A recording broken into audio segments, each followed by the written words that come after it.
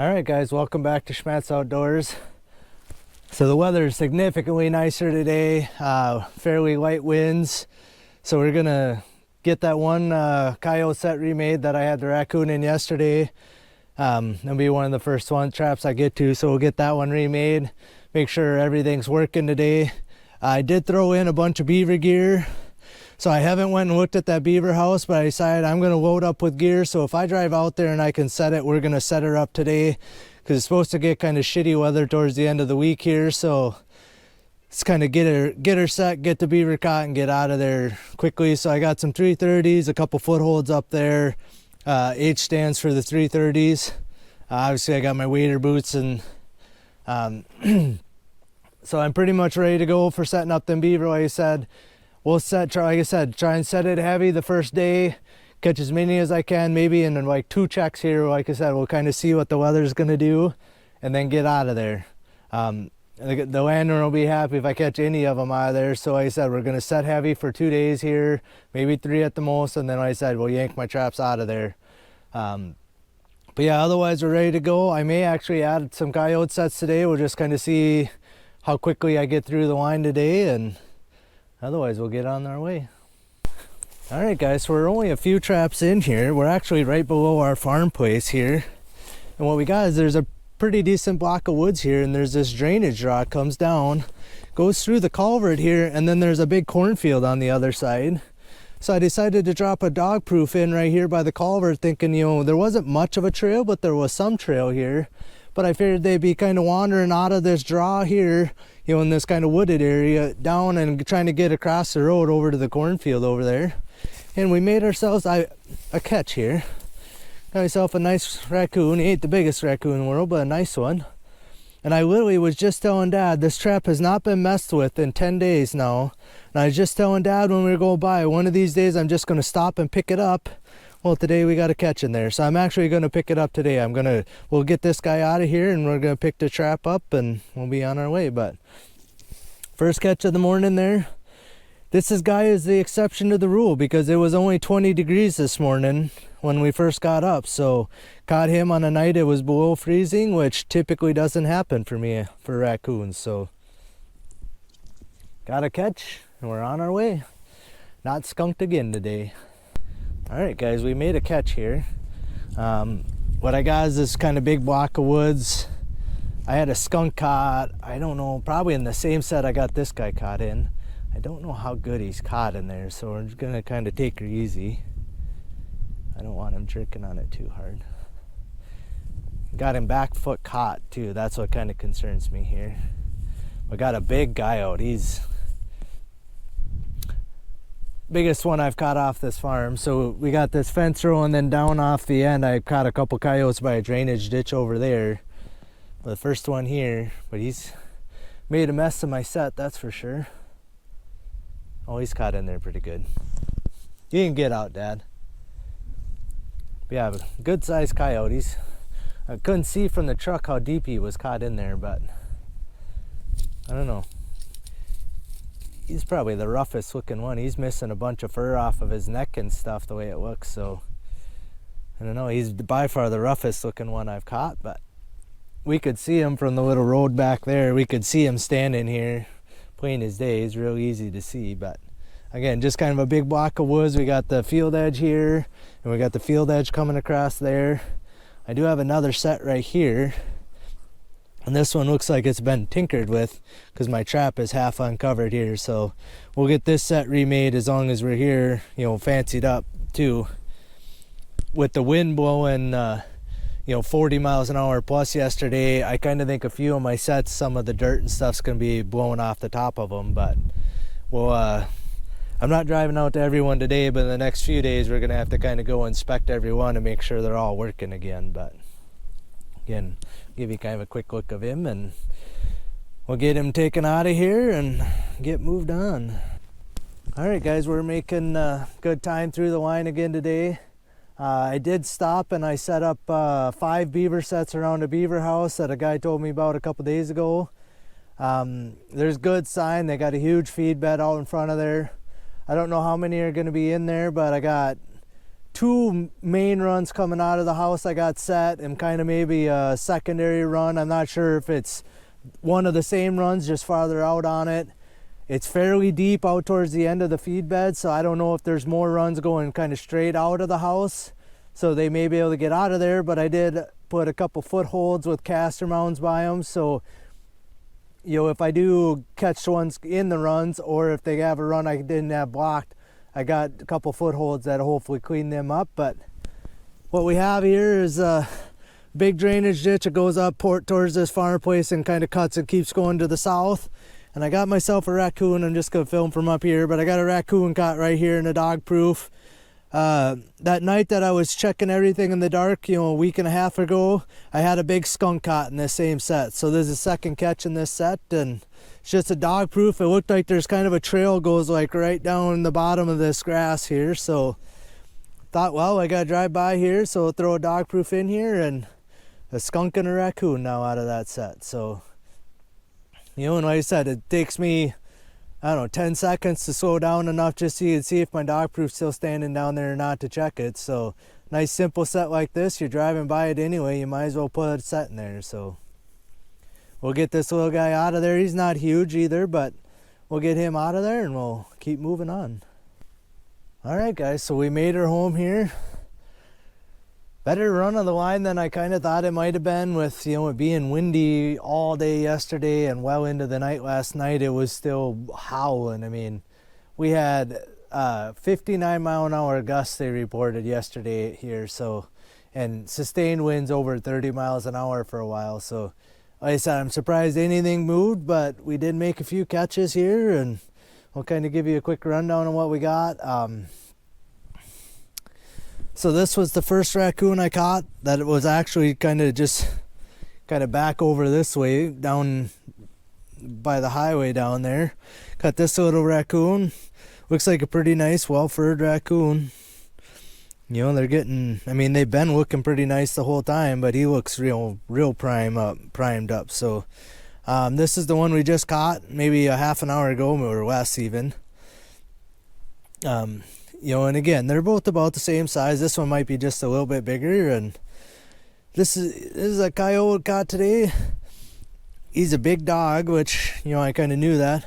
I thought he looked like he was kind of rubbed up on the neck, and he might be just a little, but when he was in the trap, I knew it didn't look right on his neck, but it's just full of burrs in here. There's like a big glob of them right here, right across the top of his back. So I actually think he's pretty well furred. He's just got burrs all over, like his whole butt is just covered in them. So it's going to take some serious time to get burrs picked out of him before I skin him, but I think he looks okay. Like I said, I think he'll look better once a guy gets the burrs out of him and gets him combed a little bit, get his hair straightened out a little bit. But so yeah, and like I said, I ended up with 2 exceptions to the rules. So kind of my rule has been, if it's below 30 degrees going into the night, I typically don't catch raccoons. And I don't think it was even close to that going into the night.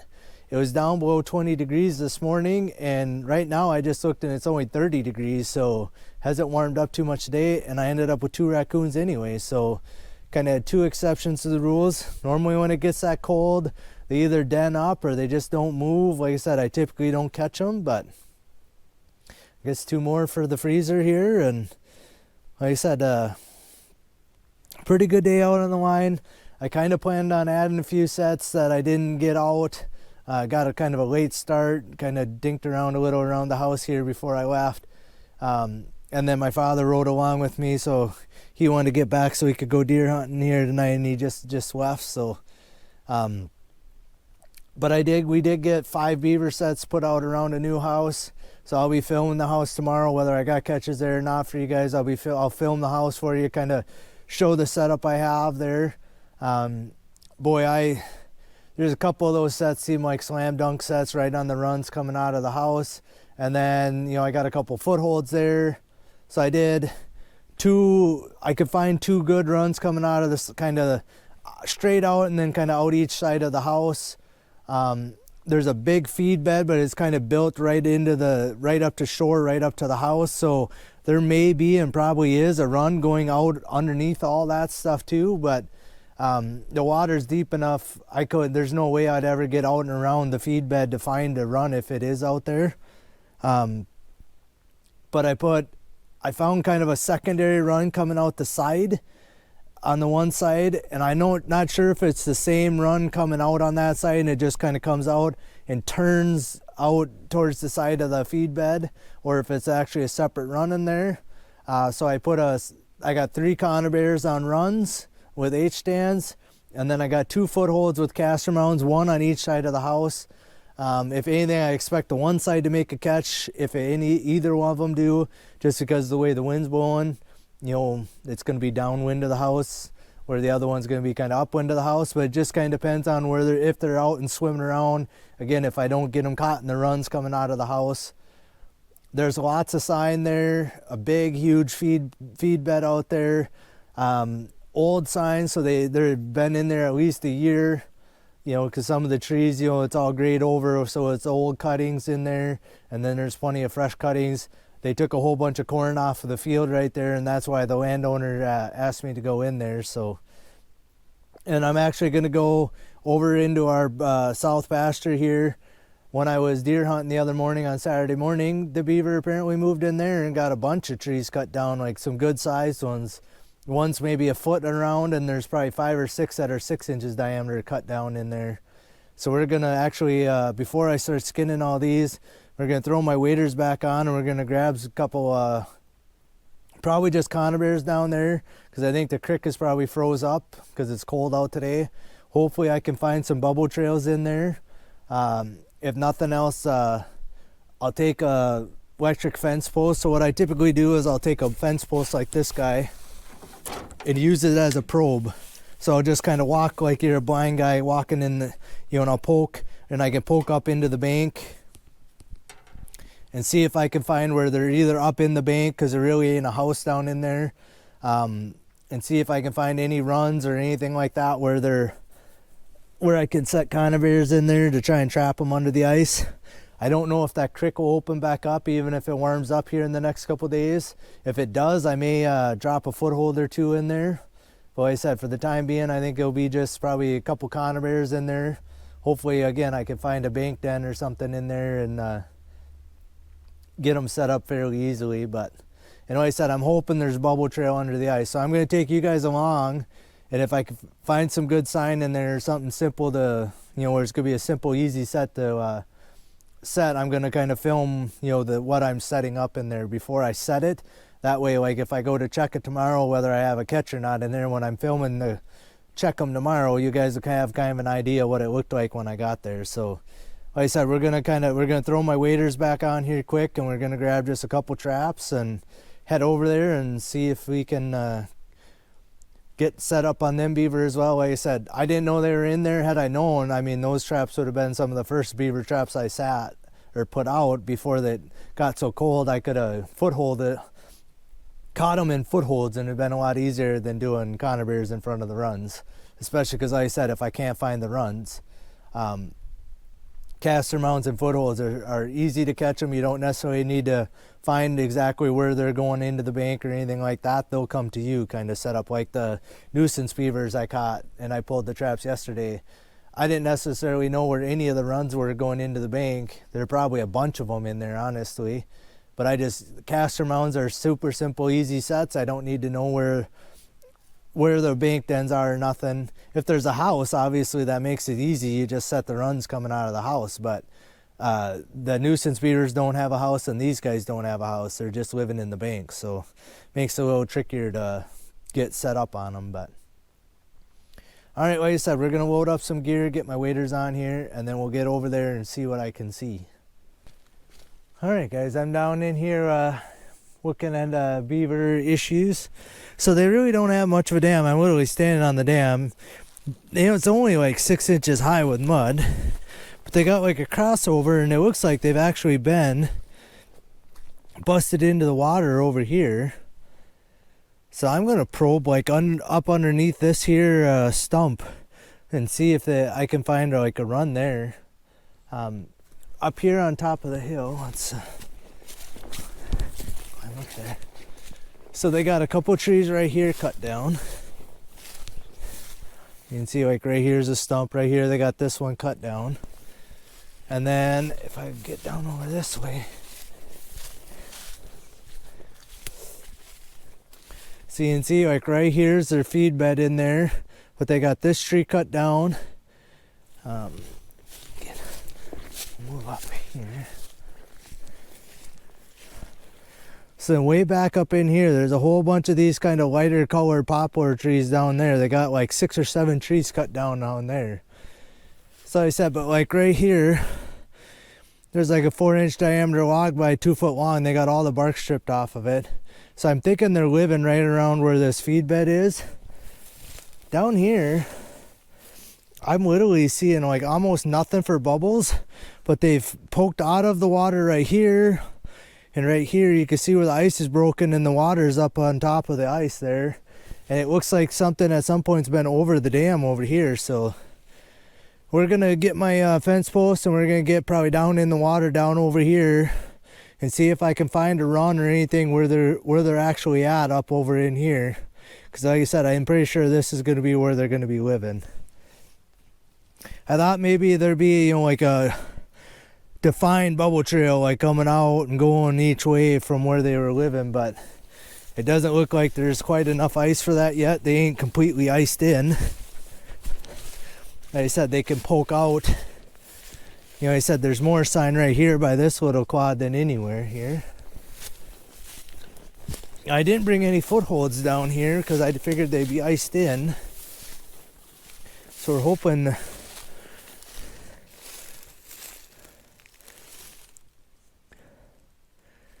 I don't know, I'm almost thinking I may have to check like right down here for a run.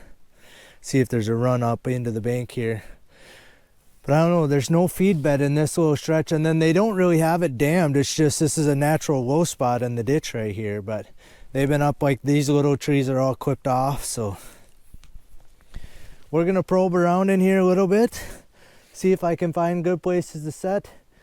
I'm probably not gonna show you any of the sets today. I just want to say I appreciate you guys for watching Schmattz Outdoors.